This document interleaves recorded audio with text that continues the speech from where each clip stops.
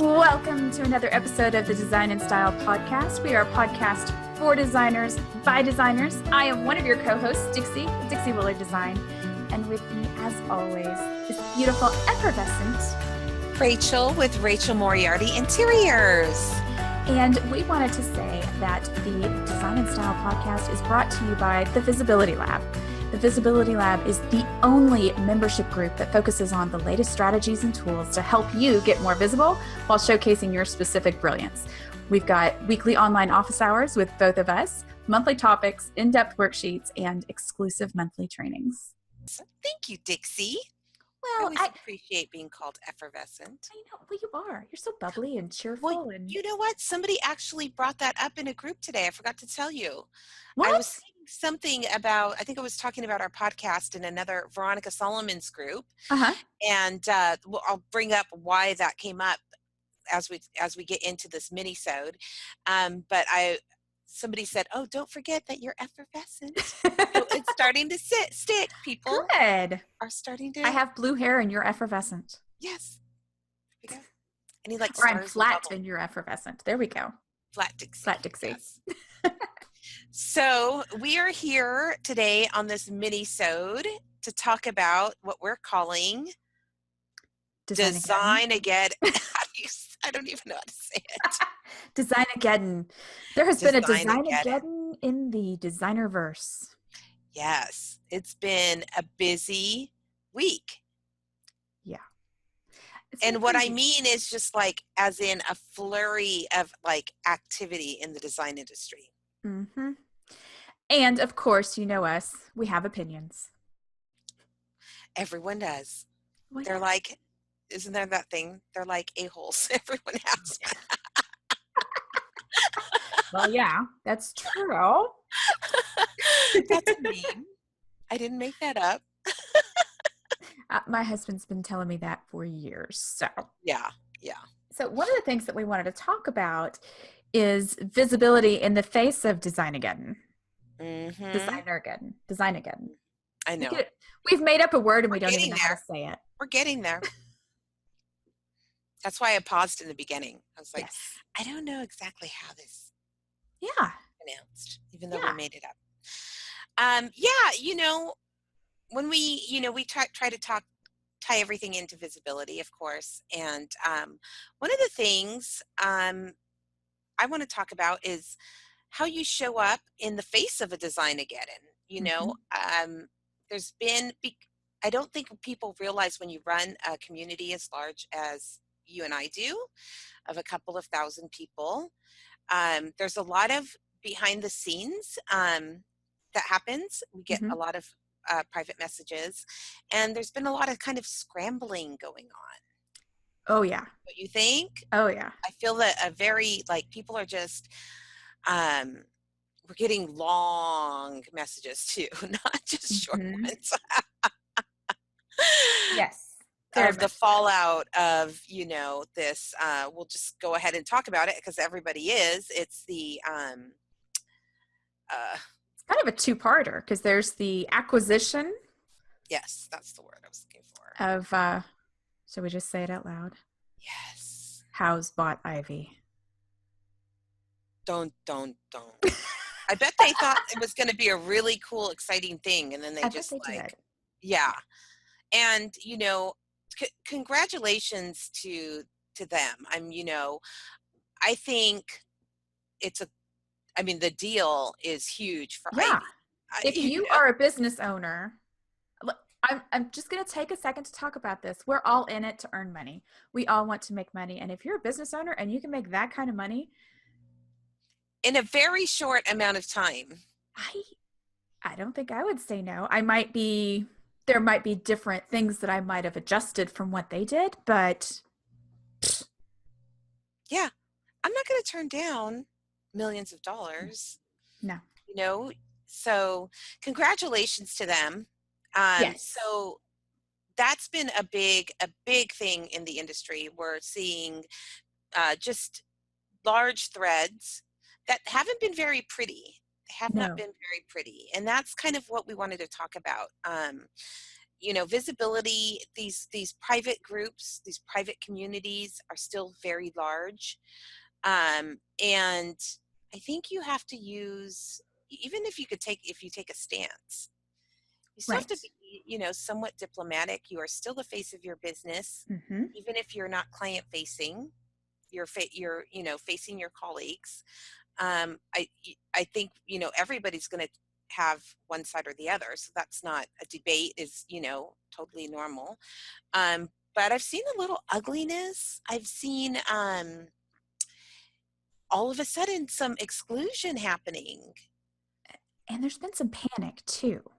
Yes, And I yes, think that panic, anytime there's panic, that kind of just messes with people's heads and they don't necessarily yeah, yeah, behave the way they normally would. But yeah. I think we could all stand to take a breath. Just yes, yes, absolutely. As you would in any, kind of situation, Hmm. right? You kind of take a step back, get a little perspective, right?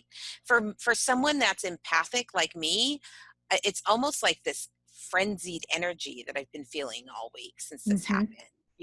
And one of the things that's been is really distracting. Totally distracting. And, we are running businesses. You and I have our design firm and we have Design+Style, which, we're rocking on too, in a big way. And so um, it's, I'm happy I had a busy week. I'm happy I had an installation. I'm Yes. happy that, I was out being a businesswoman instead of commenting on threads all day. Yes. Yes. Well, it's one of those things too where not only it's a distraction and people are they're panicking and they're defensive at the same time. And then when you add in on top of that acquisition news, the news about High Point potentially becoming open to the public, which it's not completely open to the public yet. It's a test run of a very small group of people that has to buy tickets and they can't see all of the things that the designers get to see.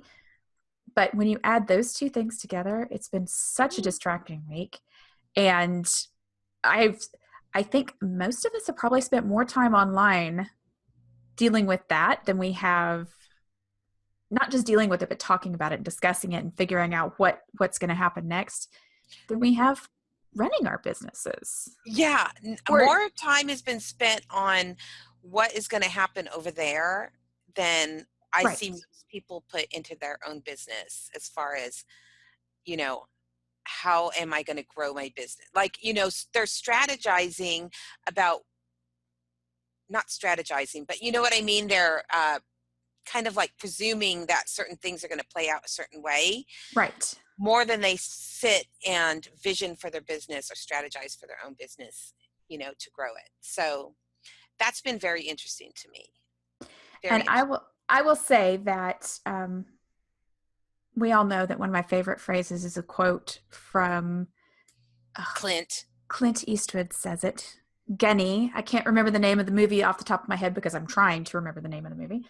But improvise, adapt, and overcome. And we found we love alliteration, so we found a D word that was going to work perfectly for that, but it's a weird word, so we're going to go with be resilient. You need to be able to bend, to flex, to move with the way that things are going. Businesses change, life changes, algorithms change. Nothing is static. And to be locked into a way of doing things that may have worked for you for a long time, but life is different now, you have a choice. You can bend or you can break. hmm it does take some perspective. It takes a little bit of time. It takes some perspective. Um, a lot of fear-based reaction I've Mm-hmm. been seeing, Mm-hmm. um, there was one person in our community that I really appreciated him this week, where he brought up the uh, the subject, I think, of buyers, Mm-hmm. consumers going to High Point Market, and his name is Edmund, and actually brought up like, hey, is there a way that this could be beneficial? And I just so appreciated that, Mhm. like a total reframe, and it was, and I let it, I was interested. I was on my way to my installation. I was wondering how was this thread was going to play out. Right. Were people going to get defensive, as you Mhm. said, or were people going? Was it going to? I think what it did is it just gave people enough pause Yes. to just kind of, put a little room around what they've been thinking, and to kind of sit and say, you know, yeah, why don't we collectively Yeah. think of ways that this can be beneficial, and which is what we're going to end up doing anyway. Right. So I Right. just appreciated that he brought it up right in the midst of all this. And I think it's the perfect thing to ask anytime there's a big change. How can we reframe this to take advantage of it? And I don't mean taking advantage of it in a bad way. I Yeah, mean, you have an opportunity. Let's use that opportunity to springboard your business even further.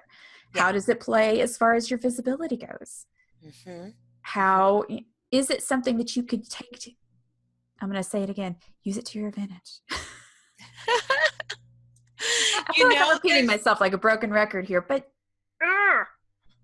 yeah, yeah. The one thing I was thinking is, there's already 80,000 of us going in one go. It's hard enough to find hotels and flights. I'm mhm, just thinking, oh my gosh, if it's a consumers start going to, that's going to be tough. yeah, But, you know, I it'll, guarantee something's going to happen and things will change. and people will adjust. The little city of High Yeah, Point will adjust and adapt exactly. to house all of us. So, yeah, definitely. And what was the last thing we wanted to The touch on? last thing was about that one of the things, because we've talked about how distracting it is. Can you imagine if people put all of that energy that they've been spending on this into their visibility? I know. What it could have done. But so it's distracting. It's Designageddon. It's but visibility is about differentiating yourself from your colleagues without putting other people down. And that is one thing that we've seen kind of just Flare up this week. all over the edges around this whole Designageddon is this thing of I don't like you because you're not like me. Hmm. People are getting defensive about the way they run their business. They're getting defensive about whether or not they have a degree. They're getting defensive about, well, I use Ivy and I think it's fine, or I hate Ivy and I never want to talk to him again. Whoo, buddy. Yeah. Yeah. If we just differentiate ourselves, this is why I am a good designer for you. I don't have to tell them that the person down the street sucks. Hmm. Hmm. I got a call this morning and the lady said, I loved when you said and read off some of the copy of my website and said, that just spoke to me. That is what we're talking about. We're talking Yeah. about making sure that you reach out to the right Connecting, people. Mhm. connecting, And I connecting. didn't have to say, oh, well, you don't want to talk to those other designers that are out there. And I want to point out, if there's anybody new to our podcast, the whole basis of Design and Style was Dixie and I having our solo design firms. Mhm. Dixie is super formally trained. She started as an engineer. I don't know how many degrees you've tried to get, but you have your interior design degree and you have a bunch of letters behind your name. Technically, I only have two. I have an associate's and a bachelor's, but that doesn't mean I haven't tried to get several of each. Right.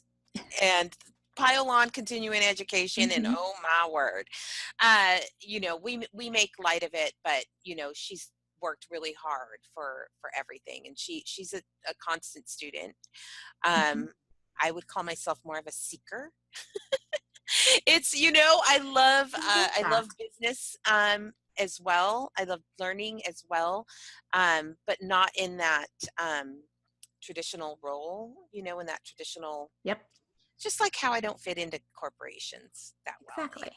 sort of that thing. Mhm. But, I came up through the fashion industry. I had a very organic path to interior design, but we ended up in the same place. We literally ended up in the same place at the same time.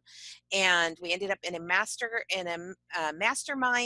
Mhm. And that's where we met. She and I started coming, we pulled off of this mastermind and started helping each other. And it was crazy because we're like, we both have solo design firms. And that's when we started helping each other. And we were just we first noticed our similarities. Yes. It was like we were about the same age, and we had Mhm. these cute short haircuts, and there was like all these things that kind of brought us together. A weird But sense of humor. yes, coffee. Coffee. Yes, yes. um yeah, and then when we got to really know each other is when we started to kind of see, oh my gosh, it was almost everything you and I approached so differently. It was, you could throw anything out and it was like, oh well, this is how I see it, and it's like, this is how I see it. And that's why we started talking about Yeah, business, was because the more that we found out that we were different, the more we realized that you can learn from somebody who is very different from you. yeah, That's the best way to learn. When you take something, don't go with somebody who's exactly the same as you. exactly. We are not going to learn anything. No, no. And I think it has been, well, obviously it's worked out. We kind of like each other at this point. I hope so. Yeah, yeah, I think I'll keep her. Hmm. Hmm. But it's one of those things where instead of fretting, to put it mildly, over the differences between you and other designers, how about we celebrate the differences? I love the fact that if I need something styled, I You can could just call fly me. Rachel and go, would you You please just fly help me me to with this? Tennessee. Yeah. And if Rachel needs help with something, she go, hey, how would you do this? It's Hey, I'll say, hey, Lumen Geek, help me with this yes, lighting plan. yes, yes. And there's just room for all of us. Yeah, There's no need to fight. yeah, There's no need to argue. Sure, there's always going to be differences. We're always going to think that some things are more important than others, but I don't know. I'd much it's rather that collaborate. defensive. It's a defensive piece Yeah, that we we're don't need that. seeing this week. So we want to get back to calm and Yes. collaboration and community. Yes. An adaptation. Yes, Find a new way. you ruined my I alliteration. know. Dang it. Darn it! Darn I've it! been good at that today. We did also want to mention, there were a lot of people that were affected that Hmm. use, the online platform Ivy, Right. and a lot were uncomfortable about. I don't even really know the details. We're not. I've I never have, used yeah. it, so. Um, but apparently a lot of people are uncomfortable with the platform now. So we wanted to talk about, we have been users of My Doma Studio since the very beginning. We've been beta testers, Hmm. and we are partners with them, preferred partners. And, Sarah, I just thought she did a beautiful job this week when she went on Joseph's live stream, and she talked about, she congratulated Ivy for this great Yeah. deal that they made. I mean, Yeah. as a business, as an entrepreneur, she completely congratulated him. And, she also differentiated herself too in a beautiful, positive way. Um, some people are building businesses to sell them. You even design firms, even little Absolutely. firms like ours, Hmm. people will tell you, if you are planning to grow your business to sell it, maybe don't put your name on it. Right. You call it something else if Hmm. that's where you're going right from the get-go. But if you're building a legacy, or you're just a personal brand, or I'm building a business that will go with longevity, that will go way into, I don't plan on retiring, so I'm not planning to like grow a business to sell it. You Right. know what I mean? Hmm. um, but I don't poo-poo anyone that does. No. But Sarah went on to this week on Joseph's live stream, Design Talk Live, and talked about, they are not, she's building a business, Mm-hmm. she's passionate about it, and they have a community, and um, not to say that she won't sell it in 20 years or whatever. I mean, Yeah. who knows, but that's not their deal right now. And I think one of the things that I saw Sarah doing was reassuring people that this is the way I do business. Mm-hmm. I have seen her post Privacy policy. the privacy policy, that all of the policies, just to reassure people, this is what our terms say. And if our terms of service say this, then you can count on it being this. And so I think she was just a beautiful, graceful example of exactly what we're talking about, which is you can differentiate yourself without putting the other people down. You can make the most of the opportunities that come your way. Mm-hmm. And she took the opportunity to get visible. She didn't, she didn't just hide there and let people, because people start wondering about, everything. Mm-hmm. All of a sudden, they're putting everything into question. Address the concerns out as a leader, and that's why we love her. We just adore her. We love My Doma Studio for so many reasons. We're going to attach a blog post to this. To this episode in the show notes, talking about why we love it from the designer perspective, as well as for the customer experience, because we've had a lot of feedback at this point. We've been using them for several years. So for us, it works, and there's not one platform that's perfect for every business. So, but that's one of our preferred ones. Exactly. Oh, I think that was just the perfect summation right there. I think so too. So get back to work, everyone. Yes. Don't be distracted this week. Yep. Get back on focus. Get focused. I personally, at the time this posts, will not be focusing on business. I will be down in Tulum, Mexico. Yeah. Right. I will be going on a hike on an Mayan or whatever pyramid or something like that. So speaking of visibility, follow me, because I will be posting. If you want to get distracted, do it in a peaceful, way. And as many of you know, if you heard my episode with Adam Japko, I'm a Deadhead, and we are going to 3 Grateful Dead shows while we're down there. And we're staying at a big resort and everything. So it's going to be really fun. So I'm excited. I'm actually excited to pull out of Designageddon. Yes, absolutely. Yeah. So, okay, guys, I hope you like this mini-sode of Dixie and I. Let us know. This podcast was made possible in part through the support of our preferred partners, like the Design Network.